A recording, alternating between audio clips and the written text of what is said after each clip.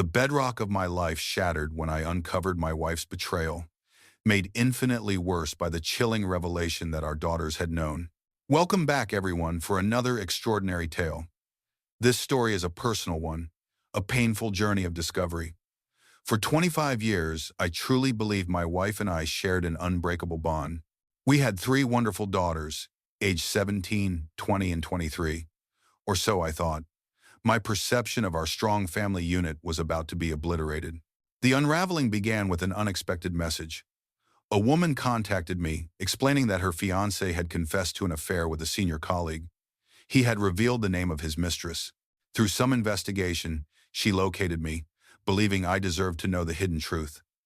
I'm still unsure if her motive was revenge or genuine concern for me. Ultimately, her reasons don't matter. Initially, I dismissed her claims, but as she provided more specific details, dates, durations, names of colleagues who were aware, a sickening realization began to dawn. The man had given her everything: hotel details, even the exact address of my home, and the phone number my wife used. It became undeniable. I had to confront this harsh reality. The man was merely 21, practically a child. The thought of her with someone so young is still hard to process. The affair occurred while I was away on a business trip, a classic scenario. Reflecting on it, I now suspect this was a deliberate act. My travel plans were set months in advance. It seems too convenient, too perfectly timed, that her infidelity coincided precisely with my absence.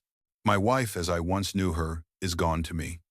I'm preparing for divorce, handling the financial aspects. A close friend, who experienced a similar situation, advised against direct confrontation. She warned that my wife might react explosively if cornered. I doubt it, but then again, I truly believed I knew her before. Now, I know I didn't. Living under the same roof, watching her act as if nothing has changed is incredibly difficult. She's making plans for our next vacation, discussing visits to our girls. Our eldest lives in a different city, the middle one is at college, and the youngest is finishing high school. It feels like I'm living with a stranger, a mere housemate. I'm numb, a ghost in my own home. My routine is rigid. Up at 5, gym, work at my business, back by 7. Then I retreat into my own space. I sense she might notice my distance, but honestly, I don't care.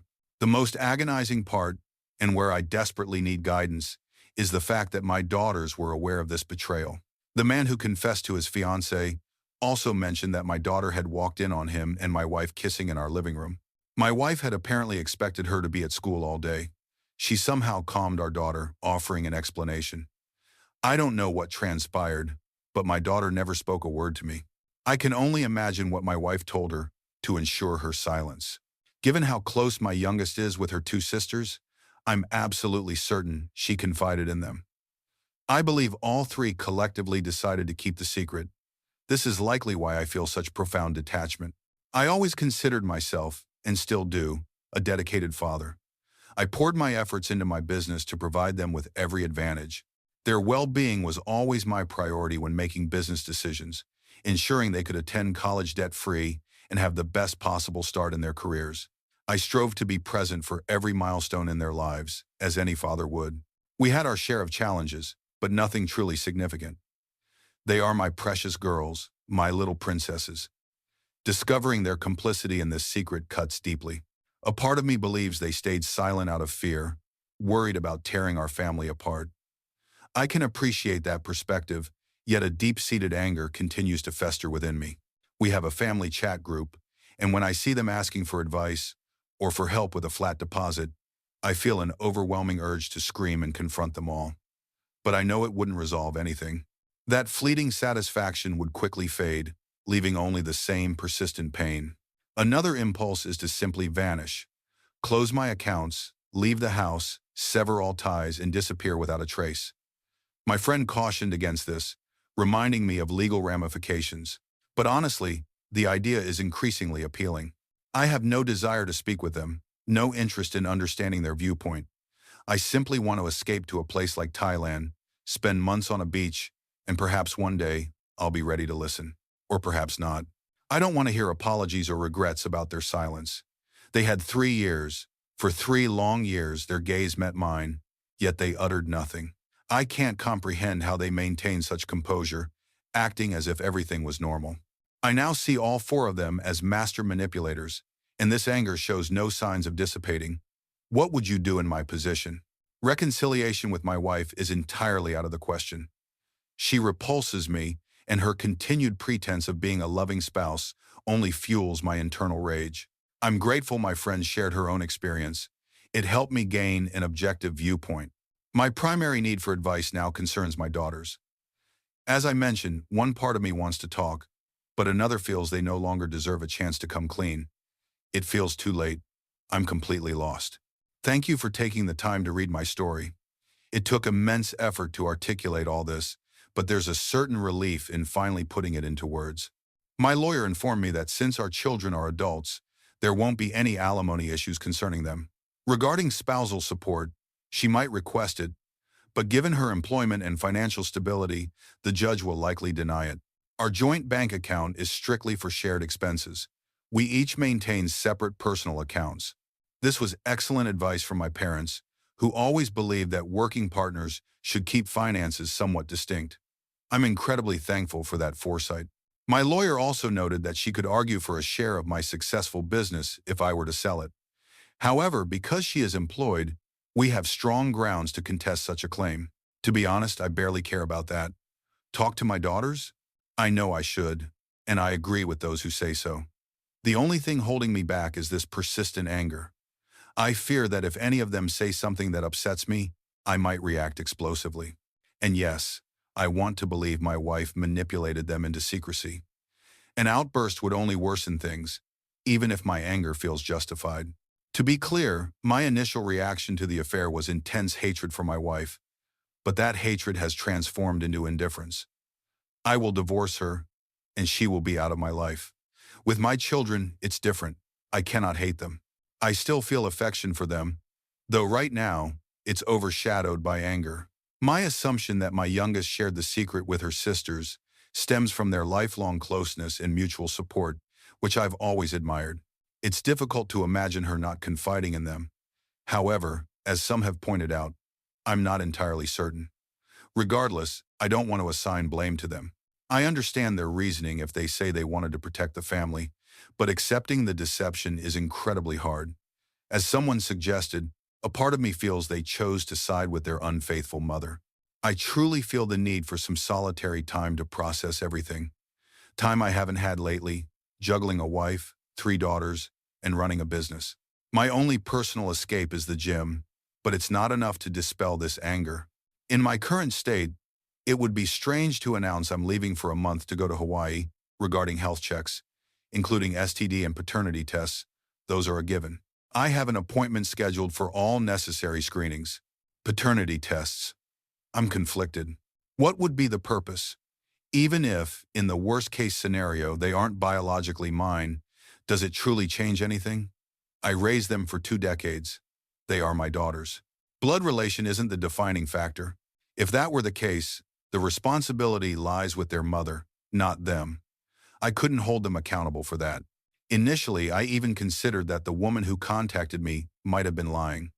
3 adult daughters, a supposedly strong marriage. It was my first defense. My initial reply to her was, "I'm sorry you're going through this, but I don't believe your account about my wife." But then she supplied more and more evidence. As I said, I don't care about her motives for potentially ruining my marriage. The accumulating details sowed seeds of doubt that refused to disappear. I began my own investigation, and as you can imagine, finding evidence is much easier when you know what you're searching for. I refuse to live in denial. Facts are facts, and as painful as it is, one must confront the truth. From what I gather, she and the man were preparing for their wedding. I don't know what prompted him, but he felt an overwhelming urge to confess. Only he knows what went through his mind. Some have suggested I cut ties with all of them and move on. I assume these comments come from people without children. You simply can't abandon them like that. What I meant was taking a temporary break to process everything, and once I've healed, we would talk. But yes, things won't be the same. I love them, and they love me. But the dynamic has irrevocably shifted. Despite my anger, I can't just walk away. If my youngest daughter truly kept the secret to herself, my departure would devastate her, and my other two might resent her for it. This is my worst fear. I might sound foolish for thinking this, but my role as a father is to protect my children. I will instruct my lawyer to expedite the paperwork and have my wife served. Then on the very day she receives the documents, I'll initiate a video call with my daughters. They're all in different states, so this allows for a private discussion. I want to do this simultaneously so they can't speak with their mother beforehand, preventing her from playing the victim. I want her to remain oblivious until I'm ready to reveal everything. It's Sunday now. I hope by next week, all the legal documents will be prepared, allowing me to finally open up and speak with my girls. Let's see how it unfolds. I'm overwhelmed by the support I've received, and I promise to provide updates as significant developments occur. Perhaps my experience can offer some insight to others, though I sincerely hope no one else ever has to endure this and seek similar advice.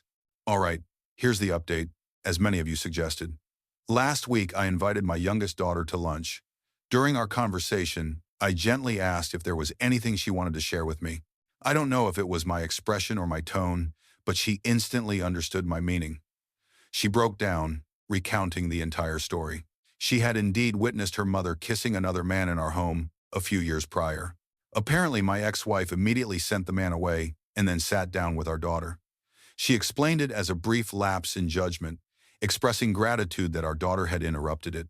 She swore it was a singular mistake and pleaded with her not to tell me, convinced that I would abandon her and our family if I knew. My daughter agreed to keep the secret, believing her mother. Later, she shared the secret with her two older sisters. As you can imagine, they were both shocked. My eldest, it seems, didn't buy the one-time kiss story. It was too coincidental that my youngest just happened to walk in and discover them kissing for the very first time. She reassured her sister not to worry, stating she would handle the situation with their mother. I couldn't be prouder of her for shouldering that immense burden. From what my youngest understands, my eldest confronted their mother about her infidelity and warned that if she didn't confess to me, they would. However, over the years, their mother always found a plausible excuse to delay, citing our job situation, a sick relative, or other reasons, arguing that adding this revelation would be devastating given my current stresses. At the end of lunch, I informed my youngest that I would be calling her two sisters to discuss this further. She insisted on being part of that conversation, which was fair. I messaged my other two daughters, telling them I needed to speak immediately. We quickly arranged a call. A part of me believes they already suspected what I wanted to talk about. I then told them that their sister had revealed what happened with their mother. Both started crying, expressing their apologies and their desire to have told me sooner. In essence, I assured them I wasn't angry with them. I told them I was sorry they had to bear such a heavy secret for so long, and that my love for them would never change. Regarding their mother, I told them I would be leaving because I couldn't imagine staying with someone who had betrayed my trust so deeply. However, I also said I would speak to her first before making any final decisions, as I felt it was the least I could do. I asked them not to mention anything to their mother, as I intended to have that discussion the same evening. Later that day, I returned home. My wife was already there, chatting about her day as usual. I calmly told her I'd had an interesting discussion with our daughter. She knew instantly what I meant. She began to sob, claiming it was just a kiss and that because she knew how much I valued trust, especially in my business, she was terrified of losing me over such a small thing. Honestly, I expected to cry seeing her in distress, but I felt nothing.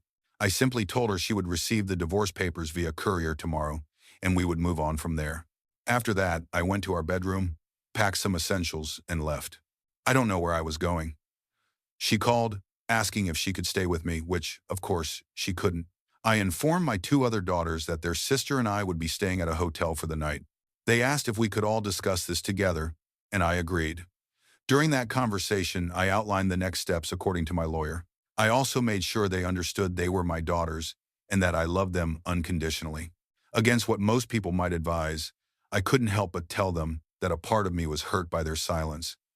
I told them I believed we shared a strong bond where we could talk about anything. They started crying again, offering their apologies. I reminded them again that no matter what, they are my daughters, and I love them. However, I also explained that it would take time for me to return to our previous dynamic. I mentioned considering a long trip to clear my head and my eldest affirmed that if I needed it, I should absolutely do it. After that, we retired for the night. The following morning, my daughter and I were having breakfast when her mother called. I didn't want to answer, but my daughter urged me to. I agreed, putting the call on speakerphone immediately. I could tell she had probably been drinking all night. She started crying, declaring her love for me, insisting we were meant to be together, and that this would devastate the kids. I told her our children are now grown. They no longer require our constant presence. We provided them with every advantage, and they've forged their own paths. Suddenly, her tone turned vicious. She threatened to take everything I owned, to bankrupt my company, and to tell our daughters I had physically abused her. I was utterly stunned, exchanging disbelieving glances with my daughter. I quickly ended the call, stating my lawyer would contact her. My daughter and I were speechless. It was as if the woman we had known for 2 decades had instantly transformed into a completely different person. 5 minutes later, my daughter received a text from her mother, demanding to talk. My daughter was frightened, so I told her not to reply. Her mother was clearly intoxicated, and nothing good would come from that conversation. I told my daughter I'd be staying at this hotel until things were settled, and she was welcome to stay with me if she wished. We then had another group call with my 2 other daughters to inform them of what had happened, and predictably, they were astonished. I met with my lawyer and recounted the phone call. He assured me I had nothing to worry about. My wife holds a respectable professional position and is financially secure. My business employs between 50 and 100 people, so a judge would never jeopardize its stability. Given her comfortable situation, she would receive half of our shared assets, houses, cars, etc. But she wouldn't get a single penny from my personal savings. Therefore, she shouldn't be able to claim anything from my company. My daughter expressed concern about returning home to her mom, fearing she would be blamed. I told her I would find a place downtown where she could stay with me, either temporarily until she felt ready to go back or until she started college. I believe her mother's erratic behavior on the phone deeply disturbed her. I plan to suggest she speak with a counselor if she feels the need. We'll see how she feels about that. My wife received the divorce papers and, apparently, erupted, involving both our families. Her family attempted to call us, but my eldest daughter simply shut them down. On my side, my brother, knowing me well, offered his unwavering support. He understands I wouldn't take such action without significant cause. So, here we are now. The divorce is progressing. My daughter is staying with me until she feels comfortable returning home, whenever that may be. My wife has sent me messages, and I might consider meeting her, but my lawyer has strongly advised against it. He stated that the potential benefits are zero, while the risks are immense, so I'll likely trust his judgment on that. As for me, I won't go to Thailand until I'm certain my youngest is in a stable place. So, if I do go, it will probably be next year, after she finishes high school. I'm uncertain what our daily lives will look like moving forward. We'll see.